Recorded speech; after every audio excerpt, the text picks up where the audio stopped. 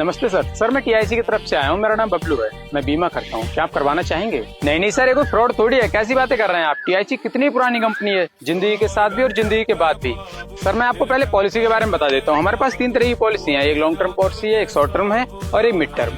अम्मा बीमा होना बहुत जरूरी है। अब मान लो आप किसी दिन इस टंकी पे जा रहे हो पानी लेने और अगर वहां से गिर गए तो क्या करोगे?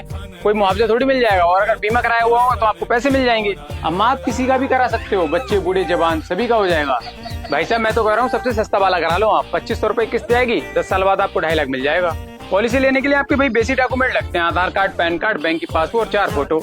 मान लीजिए आप रोड पे जा रहे हैं बाइक लेके और भगवान ना करे कभी कुछ हो जाए, लेकिन अगर कुछ हो जाता है तो आप क्या करेंगे? कुछ नहीं कर सकते ना। अरे बीमा करा हुआ होगा तो हमसे हम घर वाले नाम तो लेंगे कि जीते जी कुछ ना कर सका, कम से कम मरने के बाद ही कुछ कर गया।